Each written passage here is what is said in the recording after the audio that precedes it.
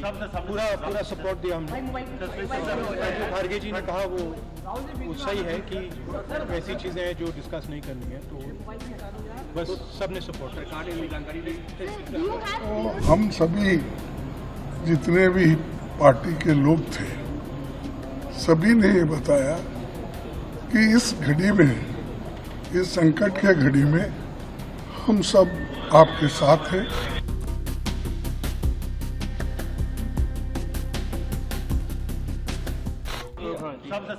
पूरा सपोर्ट दिया हमने। जो खारगे जी ने कहा वो सही है कि ऐसी चीज़ें हैं जो डिस्कस नहीं करनी है, तो बस सबने सपोर्ट। सरकार ने जानकारी दी। जो उन्होंने कहा वो हमने सुना। देश के हित में उन्होंने कहा कि कोई चीज़ कॉन्फिडेंशियल है, रक्षा के विषय में हम उसको अब नहीं कह सकते हैं, ये उन्होंने कहा। तो हम सभी जितने भी पार्टी के लोग थे, सभी ने ये बताया कि इस घड़ी में, इस संकट के घड़ी में हम सब आपके साथ हैं और आप जो काम कर रहे हैं करते रहिए और देश के हित में हम आपके साथ रहेंगे। बस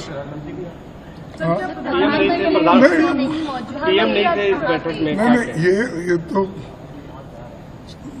लास्ट टाइम भी हाजिर नहीं थे, इस बार भी नहीं है। ठीक है, ये उनकी मंशा है कि वो समझते हैं पार्लियामेंट के ऊपर है वो, तो ठीक है, जब वक्त आएगा पूछेंगे।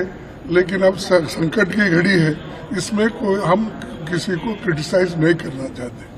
धन्यवाद। ऑल पार्टी मीटिंग में मैंने कॉम्प्लीमेंट किया हमारी आर्म फोर्सेस को और भारत सरकार को कि उन्होंने एक ऑपरेशन सिंदूर को अंजाम दिया।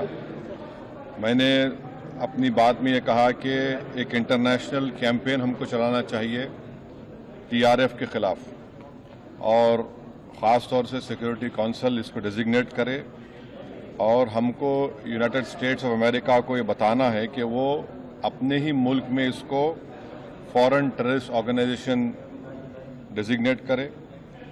और क्योंकि आप देखेंगे फरवरी 2025 में हाफिज सईद के बेटे हाफिज अब्दुल रऊफ की एक स्पीच है पीओके में, जिसमें उसने कहा कि 2025 तमाम साल हम लोग जिहाद करेंगे।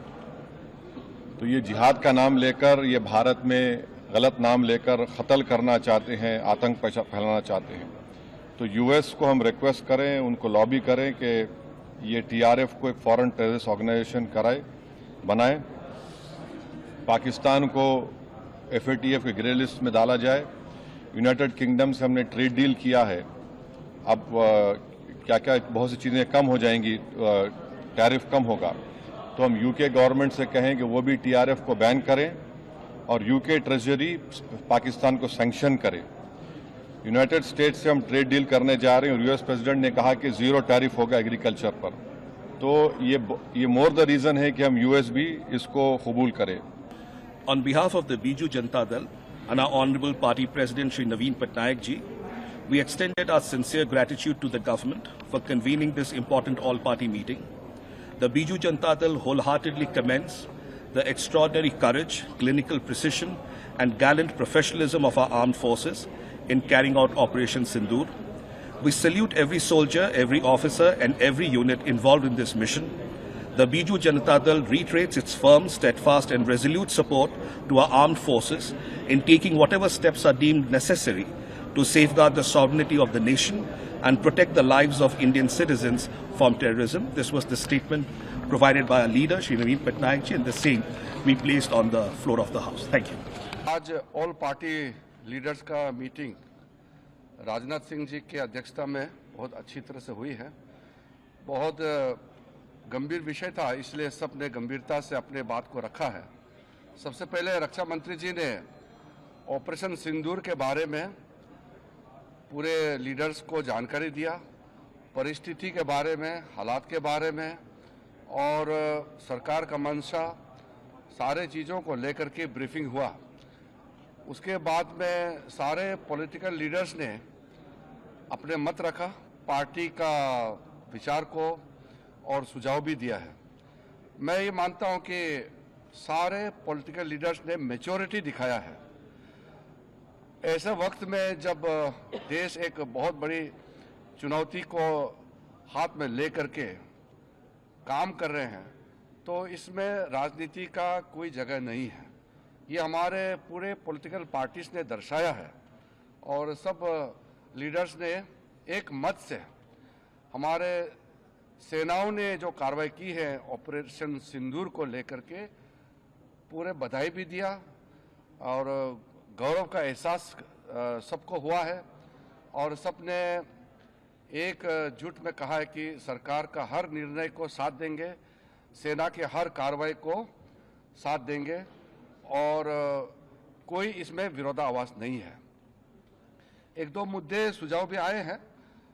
एमपीज ने अपने अपने जो कंसर्न्स को भी बताया कि लड़ाई का हालात में और इस तरह का जो कोई बड़ी घटना होती है तो हमको सतर्क रहना चाहिए। तो ये सब सुझाव भी लिया है और सब पॉलिटिकल पार्टीज ने ये चीज़ भी बताया कि पूरा देश, सिर्फ पॉलिटिकल पार्टीज ही नहीं, पूरा देश एक साथ है, ये भी सबने बताया। एक बहुत महत्वपूर्ण बात यह है, रक्षा मंत्री जी ने अपने रिमार्क्स में कहा है कि आज के मीटिंग में ये दर्शाता है कि हम सिर्फ सरकार बनाने के लिए राजनीति नहीं करते हैं, बल्कि देश बनाने के लिए राजनीति करता है। ये मैच्योर डेमोक्रेसी, भारत एक मैच्योर डेमोक्रेसी है, ये चीज़ झलकता है कि कोई तू मैं नहीं हुआ, कोई छोटे छोटे बातों को लेकर के बयानबाजी नहीं हुआ और बाहर भी देश भर में पॉलिटिकल पार्टीज का स्टेटमेंट भी बहुत ही एक लाइन में आ रहे हैं। ये भी अच्छा चीज़ है जो हमको देखने को मिला है।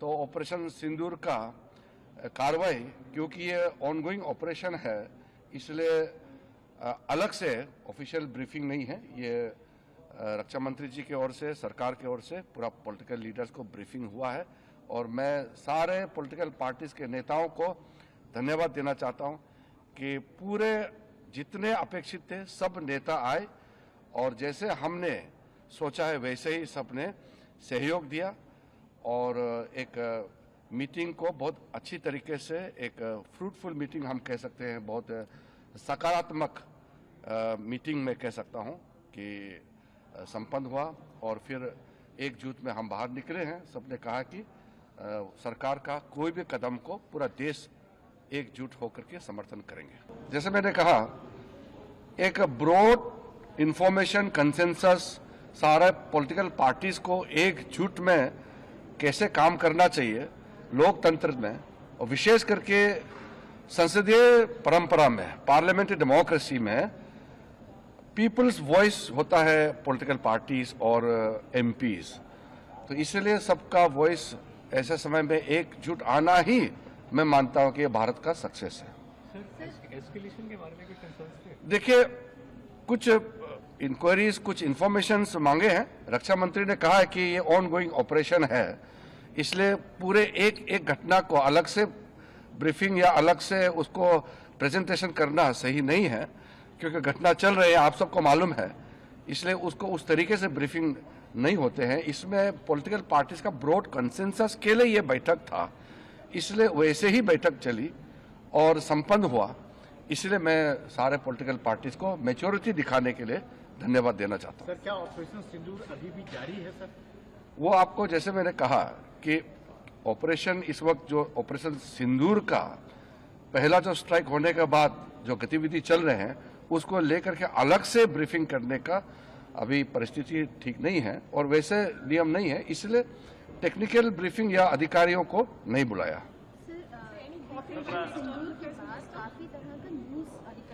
देखिए, फेक न्यूज के बारे में हमारे कई सदस्यों ने उठाया है।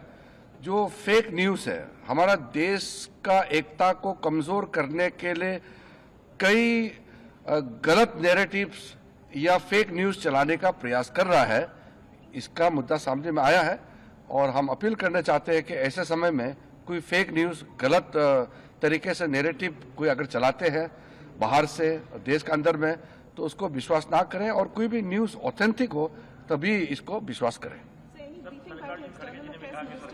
It is a composite meeting, so Raksha Mantri briefed on behalf of the government.